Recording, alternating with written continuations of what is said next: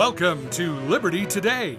On today's show, Sam Kephart evaluates CNN's evaluation of South Dakota. Is Planned Parenthood actually promoting teen pregnancy? Stacey Wollman thinks so. And meet the new and improved Bill Napoli. Right now on today's Liberty Today. Well, I don't know if it's conservative activist, radical fascist, bigot. What's the title you prefer to be called? Sam Kephart is with us again today on the set. Let's try this on Unwelcome Truth Teller. The power of candor in an age of deceit. How's that? I should have never asked. Well, you opened it up, dude. Well, whatever you call him, and believe me, people do call him things. Yes, they do. Sam, it's always a pleasure to have you on the set because you bring a dimension of truth to our viewers, and you bring it from a different perspective than, I guess I might say, our average South Dakotan. Years ago, you chose South Dakota. Correct. Because you thought it was a nice place to live. Correct. So much for your judgment. No, I'm just kidding. And to raise my children. It's South a big Dakota thing. is a great place to live. But CNN is like calling it the most wonderful place on the planet. Do you agree with that?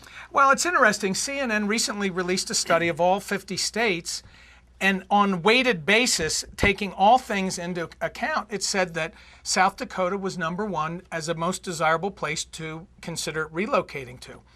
Now, having moved here literally 10 years ago, almost exactly this day, in January of 2004, I came because I wanted to live in a state that was less intrusive. I wanted to live in a state where if you owned a gun, you weren't considered a nutcase or a threat to society, and a place where I felt my children would be safe if they're playing out in the neighborhood. And I lived in a very expensive neighborhood in San Diego, a lovely place. If you're going to live in San Diego, you couldn't have lived in a much nicer place than where I lived. But I could see the progression, frankly, of the intrusion of big government, municipal and state unions, taxation, regulation, government intrusion. The trend lines were not good. And of course, these studies now, and this study that CNN did, basically proves out my gut theory. Now, I didn't sit down and do calculations, but the numbers have borne out something that I decided 10 years ago. Okay, so technically, tell me what you like and don't like about their analysis. What I think is fair about the analysis is that it's a great place to live because we even though there's 4 seasons and for some people the weather might be an issue. I came from California, and then Philadelphia originally. Spring, summer, road construction. Right, road construction. It's very nice, and my family, from my family standpoint, it's been great.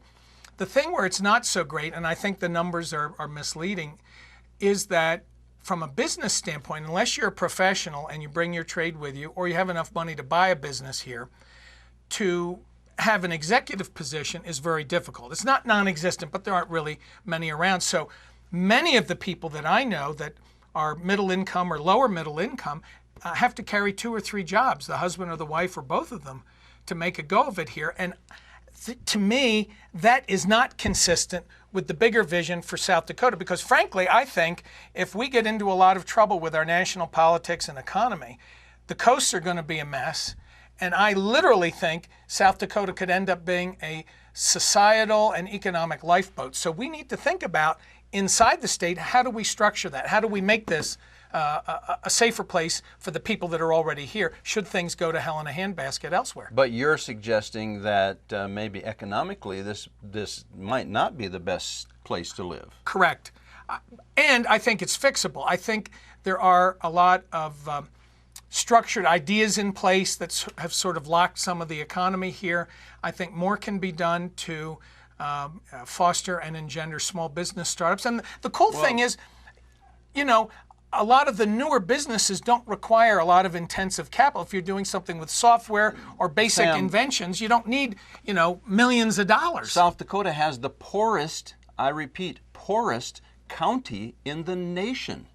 Yeah, right. How does that square with being the best place on planet Earth? Well, what's interesting, when we say the poorest county, that's in spite of how many years of federal relief. So it just goes to show that big social programs don't solve poverty, do they? No, but what does? I think capital formation and small business formation. Why haven't we done that in South Dakota? I think it's been a leadership lack here. Bingo. Clearly, at the end of the day, our state senators and representatives, and for that matter, our governor and his cabinet, are responsible for engendering the formation of capital, the attraction of capital, and making the place like the good hands of Allstate for entrepreneurs that are looking to get out of, say, in New York, where Governor Cuomo just said conservatives aren't welcome. Well, boy, I'd pull out of that place so fast his head would spin. Well, our governor, frankly, is very concerned about our economy. So concerned that he's been to China at least, twice now. Well, I don't know that the Chinese are going to save South Dakota, but maybe you can make that judgment for yourself.